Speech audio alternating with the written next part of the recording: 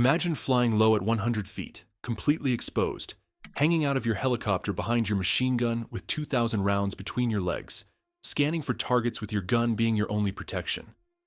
You hope not to find yourself in the sights of someone's AK-47 or, even worse, a 23mm anti-aircraft gun. Vietnam helicopter gunners were in a terrifying combination of almost absolute power and almost absolute vulnerability. But they played a crucial and important role that couldn't be done by just anyone. At the beginning of the Vietnam War, helicopter crews were made up of a pilot, co-pilot, and a crew chief who also served as the door gunner. However, the brutal battles that followed and the large number of downed helicopters quickly showed that additional protection for the aircraft from both sides was urgently needed. A fourth crew member was added, the so-called shotgun rider, who would have one of the most terrifying roles in the war. Literally half hanging out of the helicopter, strapped to the fuselage by a monkey strap, was terrifying on its own, but having no protection from enemy fire while being a prime target made it even worse.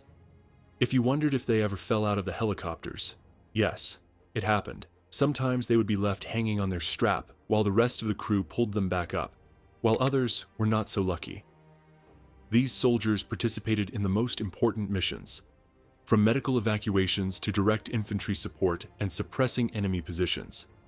After rigorous and demanding training, door gunners were sent on their combat missions in legendary helicopters in which they would fight and fly painfully many hours. Right at the start of training, they were introduced to the intercom system, how to assist the crew chief when necessary, how to use the clock system for pointing out directions, and how to fly in formation while protecting other aircraft, all while riding in the open doorway of a helicopter. The primary weapon for door gunners was the M60 machine gun, with the M14 or M16 as backups.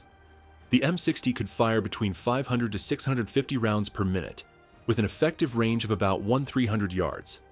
In this role, the M60 was sometimes slightly modified, usually mounted on a swivel or pintle mount, or even a bungee cord attached to the helicopter ceiling for better maneuverability. Besides the M60, the M134 minigun was used, especially in gunships, with a terrifying firing rate of up to 6,000 rounds per minute. They usually carried between 2,000 and 4,000 rounds depending on the mission, and had to manage their ammunition wisely to provide support throughout the mission. Every fifth round was a tracer, which helped the gunner to see where they were hitting, especially in low visibility. Door gunners could find themselves assigned to either slicks or gunships.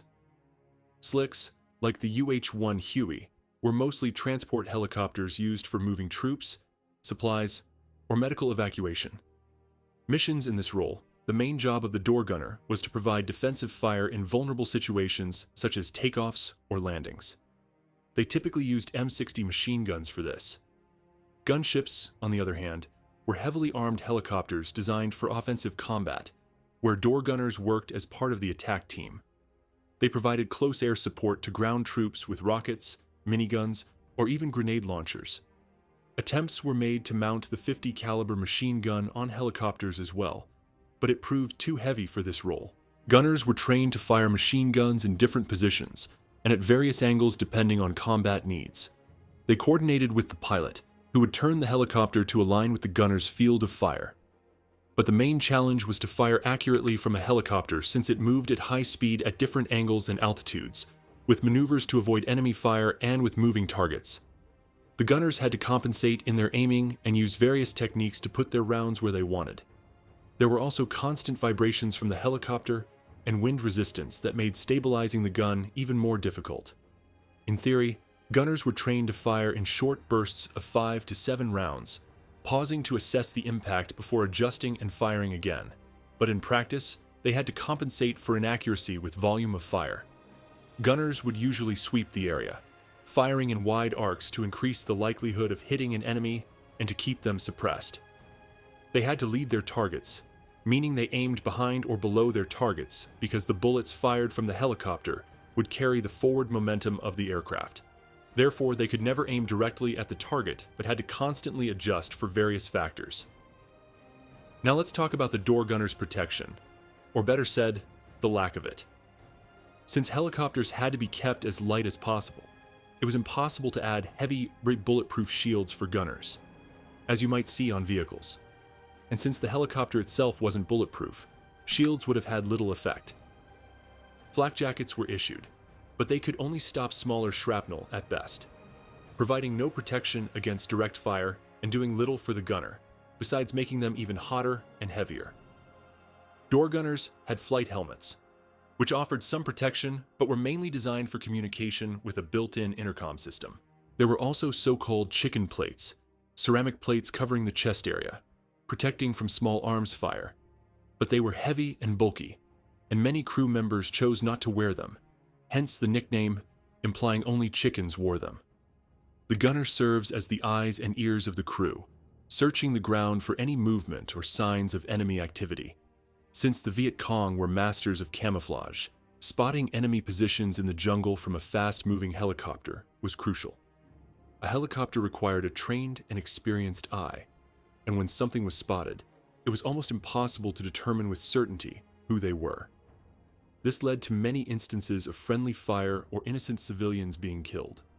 Remember, without today's technology, night vision, thermal optics, drones, etc., they had to decide whether to open fire based on something they saw in the jungle from a fast-moving helicopter at a great height.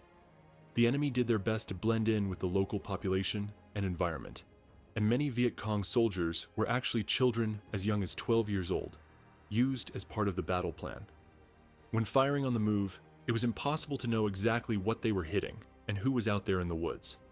Door gunners would mark enemy positions with either tracer rounds or colored smoke grenades and do their best to keep the enemy's heads down during the mission. Logically, the most critical moment was landing and taking off in enemy territory in the so-called hot landing zones. Here, door gunners would immediately open relentless fire, trying to provide cover for the troops they were inserting or extracting. This continuous fire also protected the aircraft, but it made the door gunners prime targets for enemy fire, snipers, and RPGs. Although they had to maintain constant fire, they also had to manage their ammunition carefully to ensure they had enough for the entire operation. Incidents in chaotic missions amid the terrifying gunfire and the noise of the helicopter occurred that no one could have predicted. For example, one young door gunner, after successfully neutralizing a group they believed to be the enemy, saw that one of the enemies was still alive when his helicopter landed to inspect. Without telling anyone, he jumped out of his position because he wanted to help the wounded enemy. To his shock, when he turned around, he realized no one knew he had jumped out, and his helicopter was flying away without him. He stood there alone for about half an hour in the middle of enemy territory, unarmed, with the wounded enemy soldier, until his crew realized what had happened and returned to pick him up. Besides getting yelled at, he was lucky. Many other incidents ended tragically. Sometimes their straps would snap or not be properly secured, or they would forget to attach them and literally fall out of the helicopter during intense maneuvers. Another door gunner fell out, luckily from a low altitude, but he landed directly on top of two Viet Cong soldiers, knocking the wind out of everyone. Due to the fall, he quickly recovered, took one of their weapons, eliminated the two enemies, and waited for his crew to pick him up. For this acrobatic move, which no one would have believed happened unless they saw it, he received a medal for bravery. There were also many situations where severely or mortally wounded door gunners continued to provide support and protection. Despite their injuries, completely disregarding their own lives, there were the frightening medical evacuation missions where they flew directly into a hail of enemy fire to try to save their comrades. Veterans have described that 90% of their missions were endlessly boring, flying and staring at the uninhabited jungle, and the other 10% was extreme fear and a desperate wish to go back to staring at the jungle instead of combat. The psychological pressure on door gunners was enormous, and their casualty rate was one of the highest. The repetitive nature of flying in and out of combat zones, engaging in firefights, and witnessing death on a daily basis led many door gunners to experience combat fatigue or post-traumatic stress disorder. Almost all helicopter crew members saw their friends and fellow crew members die in combat beside them, making them some of the most affected veterans of the Vietnam conflict.